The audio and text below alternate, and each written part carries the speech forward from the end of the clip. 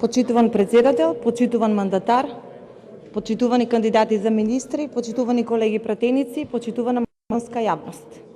На денешната седница на дневен ред имаме точка која што е од исклучително важно значење: избор на нов владин кабинет, односно избор на нова влада која што ќе раководи со демократските и општествените процеси во наредниот период.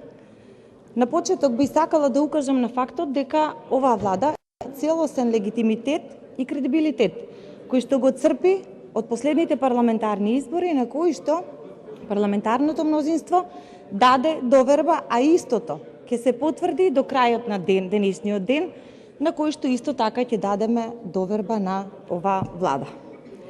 Пред нас, како носители на новата влада, стојат личности кои што се со големо искуство и со професионален капацитет и кои што имаат доста богато портфолио.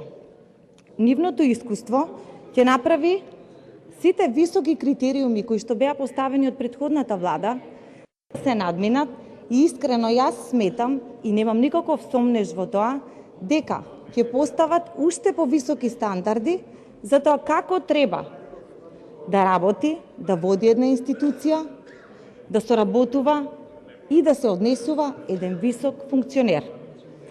Владата во својата предлог програма има голем број на стратегии и оперативни планови, голем број на проекти, и програмата можам слободно да кажам дека е многу прецизна, конкретна и јасна. Со еден амбициозен и заокружен концепт ќе се продолжи со веќе започнатите позитивни промени и политики и континуирани сериозни чекори. Се разбира, главниот предизвик со кој што се соочуваме како држава и со кој што ќе се соочи новата влада нормално е сите ефекти на ковид пандемијата кои што ги имаше врз економијата. Меѓутоа, знаеме дека во цела Европа и исто и во нашата држава се случува енергетска криза. Во поглед на економијата, во програмата голем дел има посветено во однос на креирањето на политики на забрзан и одржлив економски раст и во однос на порастот на бруто домашниот производ со забрзување на стапките на економски раст. Но едно е сигурно, дека исто како и претходно, и платите, и пензиите, и социјалната помош, и сите останати социјални трансфери, кои во време на пандемија се исплаќаат редовно и не задоцнија ниту еден ден, ќе продолжат континуирано да се исплаќаат и понатаму. Не само континуирано да се исплаќаат, туку и ќе се зголемуваат. Пред се би сакала да кажам дека во првите неколку месеци ќе има зголемување на пензиите, но има зголемување и на платите, веќе тоа го знаеме минатата година. Оваа година ќе има зголемување на платите во образованието, во здравството, во правосудството, во инспекторатот и понатаму ќе продолжи зголемувањето на платите на сите останати сектори. Она што е евидентно е дека стапката на невработеност моментално во нашата држава на историски најниско ниво, 15,7%. Никогаш стапката на невработеност не била толку ниска, а во владината програма гледаме дека до 2024 година се планира стапката на невработеност да изнесува 11,4%. Само да напоменам дека само пред 10 години стапката на невработеност изнесувала 33%. Значи 1/3 од работоспособното население во нашата држава не било вработено, што не е случај сега. Дури до 2026 година се планира стапката на невработеност да дојде и до едноцифрена зона од 8,4%. Минималната плата продолжува да расте, и тоа 18.000 динари. Исто така и просечната плата, која што до крајот на мандатот до 2024 година ќе изнесува 34 динари.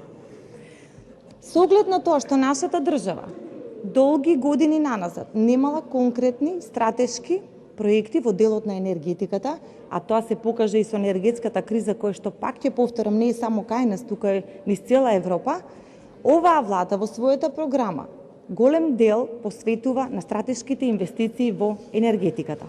Ќе ги споменам само дека во првите 3 месеци во мандатот на новата влада до собранието ќе бидат доставени неколку закони кои што се однесуваат на инвестиции во делот на енергетиката во вредност од 1,5 милиарда евра и конкретно тоа се проектите за ветерниот парк Вирови, сончевиот парк Стипион, сончевиот парк Ерџелија, сончевите паркови во Долни Балван, Штип и Пехчево.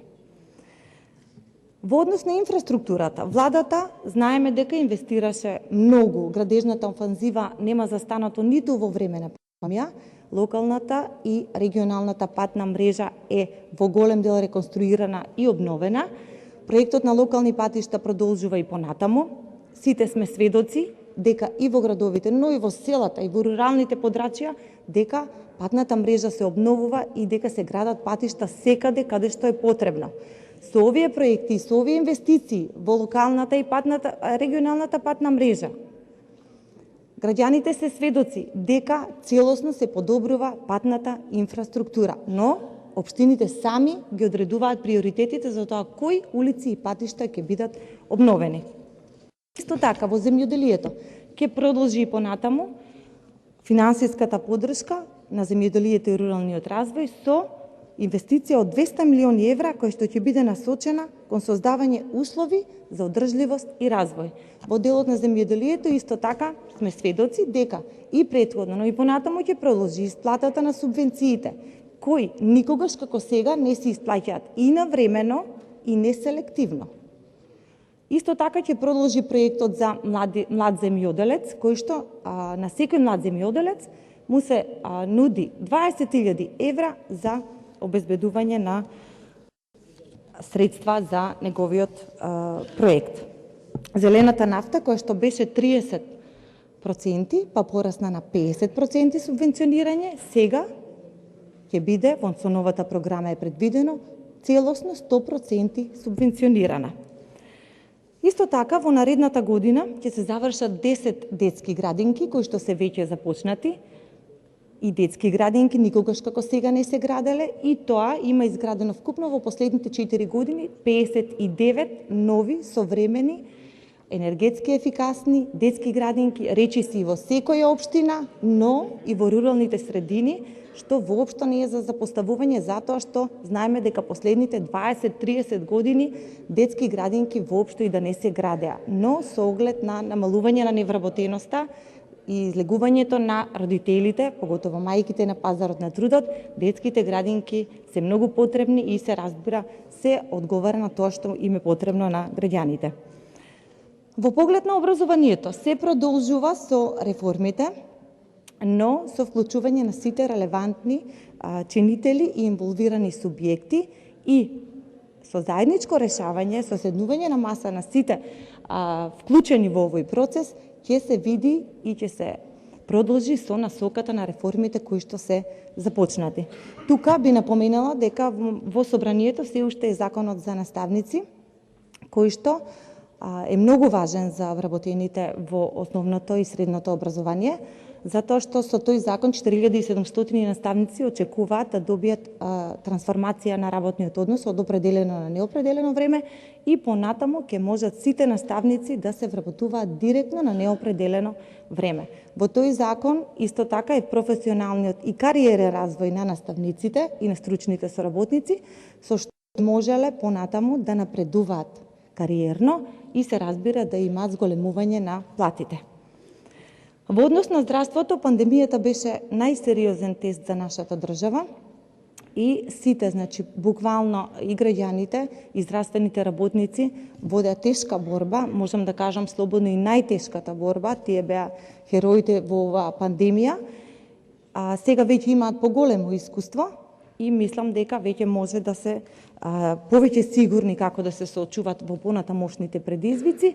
Ќе споменам дека платата на здравствените работници за 2022 година ќе биде покачена за 5%, но секоја година во владината програма има покачување од до максимум 10%. И тоа треба да биде така, затоа што веќе достоинството на здравствените работници конечно е вратено, за разлика од време кога тие бегаа од нашата држава или повеќе се вработуваа во приватните болници, сега со овие плати веќе се задоволни и се надевам дека ќе продолжи таа тенденција и понатаму. Само уште една реченица, председателе. За на крај, во период кој што не очекуваат големи предизвици, е потребно да ги изнајдеме најдобрите решенија. Сам дека најдоброто решение е оваа влада и овој владен состав, кои што имаат одлична програма, која што има високи, но реални цели и со многу труд и посветено се надевам дека се што е планирано во програмата и со овој капацитет и интегритет што го имаат луѓето кои што ќе се вклучени во овој владен состав, дека ќе биде Зоранчо остварено. Јованчев.